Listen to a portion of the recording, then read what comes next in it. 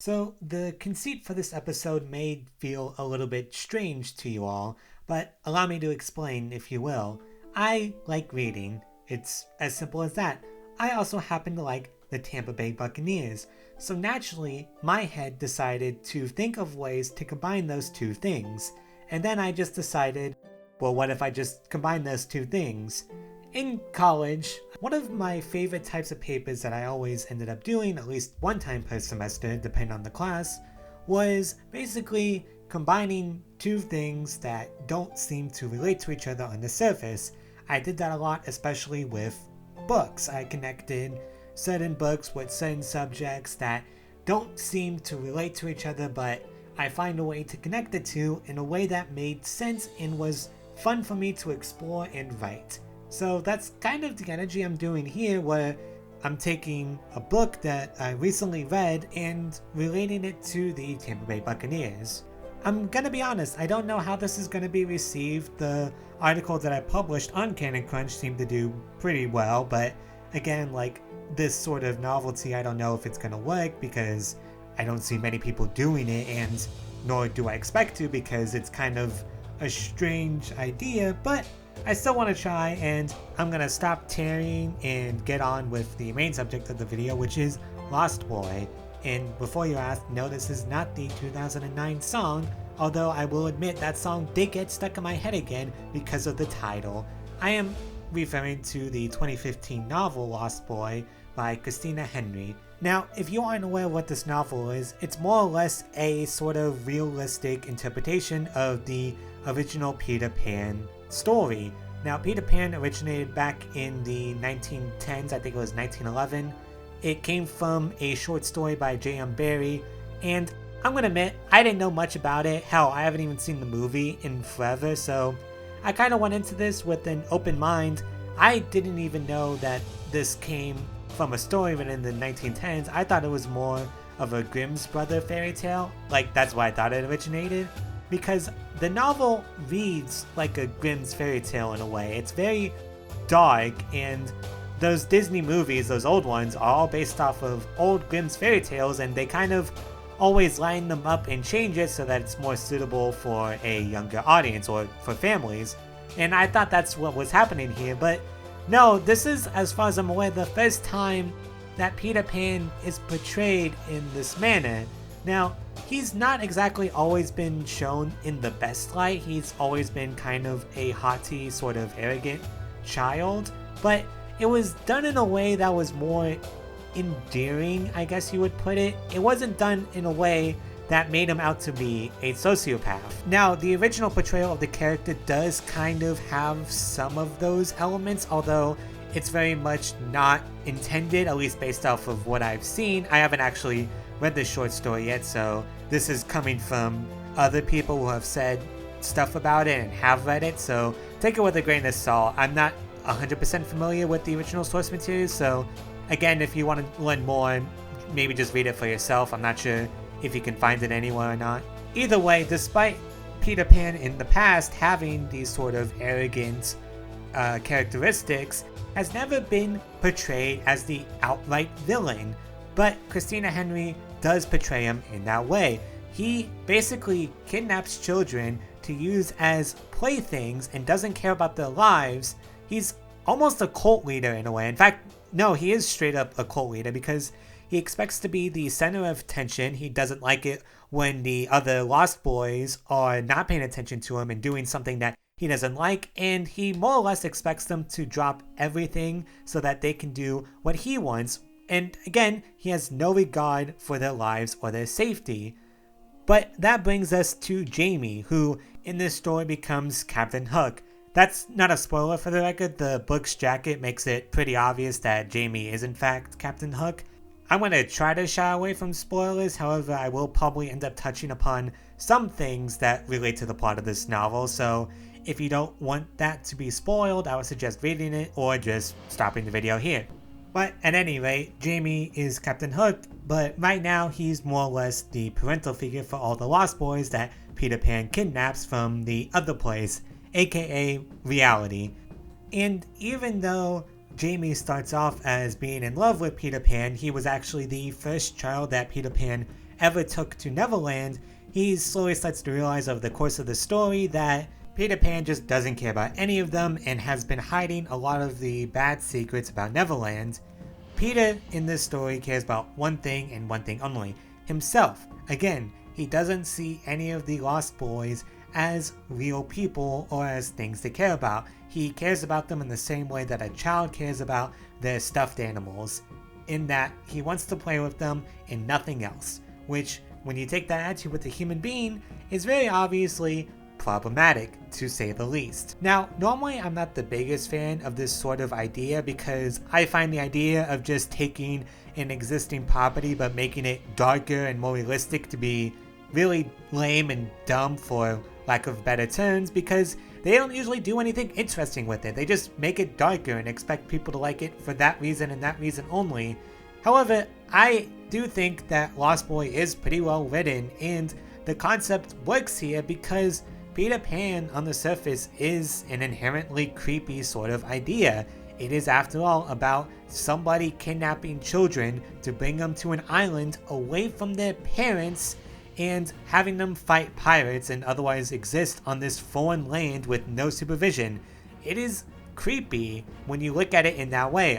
The book is also just generally very well written, although if I had to offer a criticism, I would say the third act feels a little bit rushed. The book is only 292 pages long, and I think if it was another 25, maybe even 50 pages longer, it would have let the third act breathe a little bit better, because as it stands, it ramps up and goes from 0 to 90 in like 0.2 seconds, it feels like, where all of a sudden you're just kind of slapped across the face with the climax. I would have liked a more slow build-up, considering the rest of the story is very deliberate and very, not plotting, but slow, which again works for what the author is doing, but if the third act was given more time, I think it could have been even better. But overall, a very solid story. It feels like a Grimm's fairy tale, which is definitely not an insult, as I'm a big fan of those. It's creepy, it's gory, it's all the things that I love.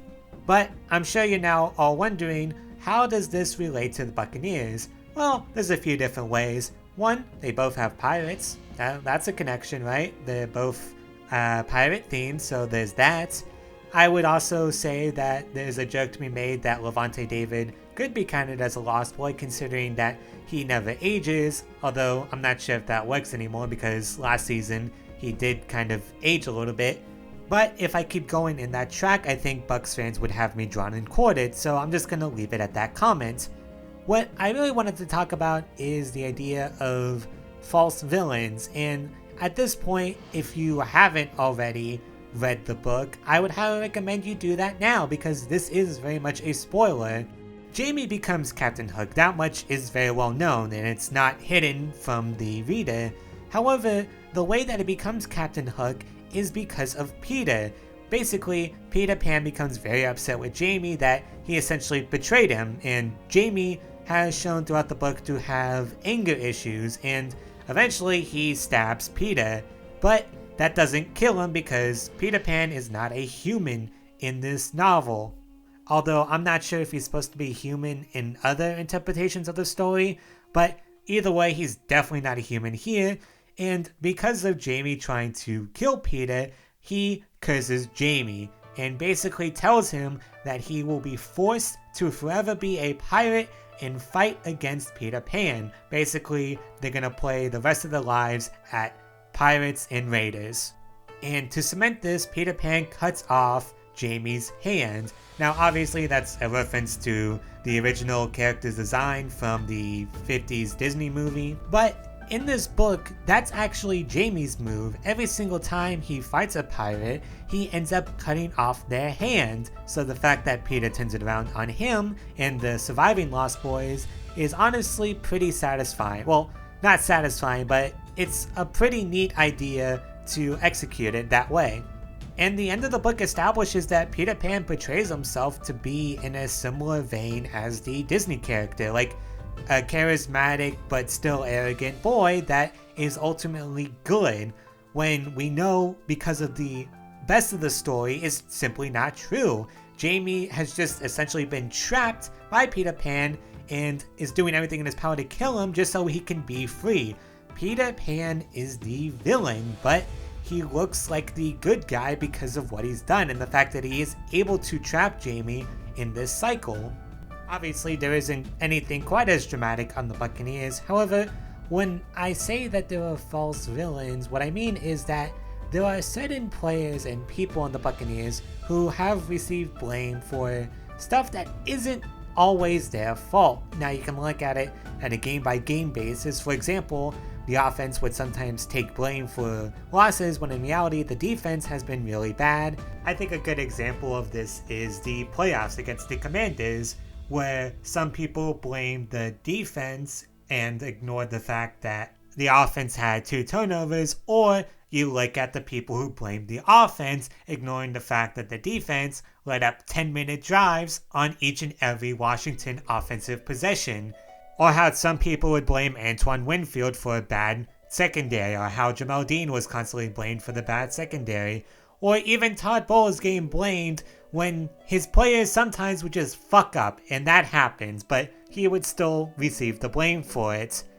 And look, I'm not saying that I'm above this and I haven't done this, because I have. For example, I blamed Kalijah Kancey for a lot of bad plays in the Commanders game, when in reality, he was blowing up plays in the backfield. There was just no one to help him. So it wasn't really his fault, and I still blamed him anyway. I think that people can get caught up in a football game and kind of tunnel in on a very specific thing, and I think the reason for that is really simple. If you can blame one specific person or one specific play, that becomes a lot easier to solve the problem. Oh, Jamel Dean is not having a good day and has been laying up big catches as well as not being able to get a pick. Just cut him. Todd Bowles has bad clock management and has cost several games. Just fire him. The refs are bad and are costing us victories. Walk him off the plank. Although the rest one could apply to pretty much every single fan base, and yes, that includes the Chiefs. The refs being bad is a universal phenomenon that is experienced by all 32 NFL teams, and not just the Bucs or any team facing the Chiefs. But do you see how easy it is to just say, oh, well, it's the refs' fault that we lost this game, or it's this player's fault we lost the game, or it's Todd Bowles' fault that we lost the game? Because it's very easy to find the solution for that. All of a sudden, it is one person's problem that a game is won or lost. And while an individual's actions, of course, contribute to a loss, a football game is 60 minutes long. So creating a quote-unquote false villain, in a way, is kind of taking the easy way out. It's basically saying, here's one problem with the team. If we get rid of the problem, the team is better. When in reality, the situation is always more complicated than that and is more complex than we want to believe. Listen, I would love to believe that getting rid of one guy or firing one coach would fix all of my team's problems like that. But the reality is, it just doesn't work that way. NFL teams are too big and too complicated to function like that. And so the Captain Hooks on the team, the false villains, are false because they don't always deserve all the blame, and they're not who they're made out to be sometimes. But that's not it, is it? Because there's not just a false villain in Captain Hook and Lost Boy, there is the false hero in Peter Pan, the guy who tries to pretend that he's been the protagonist, the good guy this whole time. So one has to wonder then, who is that player on the Buccaneers? And you know, it would take a very long time to figure that out. A lot of time, a lot of research, and a lot of just soul searching to figure out who on this team was promised to us to be good, but actually wasn't, and it's KJ Britt. Yep, KJ Britt is the villain of the story. I know I just went on this whole tangent about how, oh, players don't deserve all the blame because there's a lot more going into a team, and it's not anyone's player's fault for a whole unit being bad and all that, and yeah, KJ Britt is actually terrible. KJ Britt is Peter Pan in this scenario. We got told in reality that KJ Britt was going to be so good and that he could step in for Devin White next to Savasier Dennis and Levante David. So we got taken to Neverland. We were fed all these promises and they were all lies. because KJ Britt wasn't good. In fact, he was terrible. And instead of us flying because of Tinkerbell's magic dust, it was just the balls of the opposing QB that got to torch this terrible secondary. So yeah, KJ Britt is actually the villain of the story. That's the more I want to take away from this video. Well, that was quite a rant. Anyway, if you made it this far, I do hope you enjoyed this. As I said at the beginning, it's a very weird concept, so if you don't quite understand it, I don't blame you. However, I hope I was able to at least make this entertaining. Obviously, I know that the metaphor isn't perfect. You don't have to tell me that because I'm very much aware. However, I do think it does work in a certain aspect. I mean, the whole premise of the story is essentially reevaluating how you view a certain character, so I think in that regard, it does kind of work in the way that I've applied it to the Buccaneers. But as always, let me know what you think, if you like this sort of format or if you absolutely hate it. I'm very curious to see how this will do, and I will probably end up doing a lot more of these. It just sort of depends on what happens. But yeah, until next time, see ya.